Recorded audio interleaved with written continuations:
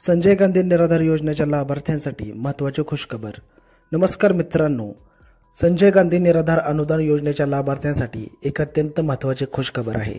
सरकारने नुकताच नवीन शासन निर्णय म्हणजे GR काढला आहे, ज्यामुळे ऑक्टोबर आणि नोव्हेंबर महिन्याचे पैसे मंजूर झाले आहेत। हे पैसे लवकरच तुमच्या खात्यात येणार आहेत, त्यामुळे या महत्त्वाच्या अपडेटसाठी हा व्हिडिओ शेवटपर्यंत नक्की बघा। जर तुम्ही चॅनलवर नवीन असाल तर लगेच चॅनलला सबस्क्राइब करा आणि बेल आयकॉनला क्लिक करायला विसरू नका, जेणेकरून तुम्हाला या योजनेबद्दल महत्त्वाचे अपडेट वेळेवर मिळतील।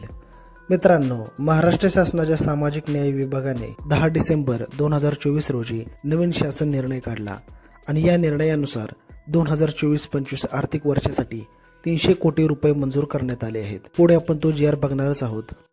तर मित्रांनो, तुम्ही बघू शकता, संजय गांधी निराधार अनुदान योजनेतील अनुसूचित जमातीच्या लाभार्थ्यांसाठी सन 2024-25 या आर्थिक वर्षाकरिता अनुदानाचे वितरण। तर बघा मित्रांनो, 10 डिसेंबर 2024 रोजीचा हा GR आहे। तर बघा, शासन निर्णय सन 2024-25 या आर्थिक वर्षामध्ये अनुसूचित जमातीच्या लाभार्थ्यांकरिता संजय गांधी निराधार अनुदान योजनेच्या अंमलबजावणीसाठी 300 कोटी रुपये इतकी अर्थसंकल्पीय तरतूद मंजूर करण्यात आली आहे। त्या अनुषंगाने अनुसूचित जमातीच्या लाभार्थ्यांकरिता संजय गांधी निराधार अनुदान योजनेसाठी रक्कम 195,28,44,500 इतका निधी संदर्भ क्रमांक 5 येथील शासन निर्णयान्वये सर्व जिल्हाधिकारी यांना वितरित करण्यात आला आहे। तर तुम्ही बघू शकता मित्रांनो, संजय गांधी निराधार अनुदान योजनेसाठी 300 कोटी रुपये इतका निधी मंजूर करण्यात आला आहे आणि 195,28,44,000 इतका निधी जिल्हाधिकारी कार्यालयांना वितरित केला गेला आहे। तर बघा मित्रांनो, आता माहे ऑक्टोबर व नोव्हेंबर 2024 या कालावधीच्या खर्चासाठी 46,82,12,789 इतका निधी या शासन निर्णयान्वये सोबतच्या विवरणपत्राप्रमाणे वितरण करण्यात शासनाद्वारे मान्यता देत आहेत। तर बघा मित्रांनो, ऑक्टोबर आणि नोव्हेंबर 2024 या कालावधीच्या खर्चासाठी 46,82,12,729 इतका निधी वितरण करण्यासाठी शासनाने मान्यता दिली आहे।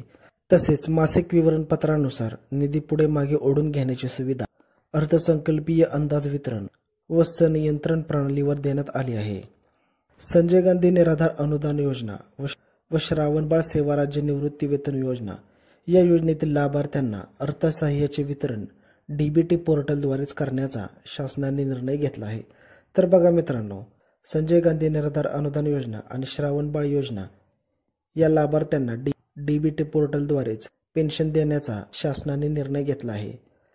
पुढे बघू, परंतु सदर योजनेतील लाभार्थ्यांची माहिती तालुका जिल्हाधिकारी कार्यालयाकडून भरण्याची कार्यवाही सुरू असल्याने सदर योजनेतील लाभार्थ्यांना अर्थसहाय्य मिळण्यास विलंब होऊ नये म्हणून माहे नोव्हेंबर 2024 पर्यंतचे अर्थसंकल्प वितरण BIMS प्रणालीवर करण्यात येत आहे। तर बघा मित्रांनो, तुम्ही इथे बघू शकता, लाभार्थ्यांना पेन्शन मिळण्यास विलंब होऊ नये म्हणून नोव्हेंबर 2024 पर्यंतची सगळी पेन्शन ही BIMS प्रणालीवर करण्यात येणार आहे, म्हणजे जुन्या पद्धतीने ती करण्यात येणार आहे। पुढे बघू, परंतु योजनेतील लाभार्थ्यांना माहे डिसेंबर 2024 पासून अर्थसहाय्याचे वितरण DBT पोर्टलद्वारेच करण्यात येणार आहे। सर्व जिल्हाधिकारी कार्यालयांनी योजनेतील लाभार्थ्यांची माहिती प्राधान्याने DBT पोर्टलवर भरण्याची दक्षता घ्यावी। तर बघा मित्रांनो, डिसेंबर 2024 पासून पेन्शन ही DBT पोर्टलद्वारेच करण्यात येणार आहे, म्हणजे आपल्याला पेमेंट हे जुन्या पद्धतीने होणार नसून तर ते DBT प्रणालीद्वारेच होणार आहे। तर मित्रांनो, तुम्हाला ऑक्टोबर आणि नोव्हेंबर महिन्याचे पैसे 2 ते 3 दिवसात खात्यावर मिळणार आहेत, त्यामुळे तुमचे पेन्शन मिळण्याचा मार्ग मोकळा झाला आहे। सरकारने प्रत्येक विभागासाठी रक्कम वाटप केली आहे। उदाहरणार्थ मुंबई, ठाणे, रायगड, रत्नागिरी आणि सिंधुदुर्ग विशिष्ट निधी मंजूर केला आहे। प्रत्येक जिल्ह्याने लाभार्थ्यांच्या संख्येनुसार निधीचे वाटप करायचे आहे। जर तुम्हाला अजून पैसे मिळाले नसतील तर टेन्शन घेऊ नका, सप्टेंबर पर्यंतचे पगार आधीच जमा झाले आहेत आणि आता ऑक्टोबर नोव्हेंबरचे पैसे येणार आहेत। जर पैसे मिळाले असतील तर कमेंट बॉक्समध्ये नक्की कळवा, जेणेकरून इतर लाभार्थ्यांनाही याचा फायदा होईल। तसेच तुमच्या जिल्ह्यातील कार्यालयाकडून काही माहिती मिळवायची असेल तर लगेच संपर्क साधा। तर मित्रांनो, हा होता महत्त्वाचा अपडेट। तुम्हाला कसा वाटला? व्हिडिओ आवडला असेल तर व्हिडिओला लाईक करा, चॅनलला सबस्क्राईब करा आणि शेअर करायला विसरू नका। तर भेटूयात पुढच्या व्हिडिओमध्ये।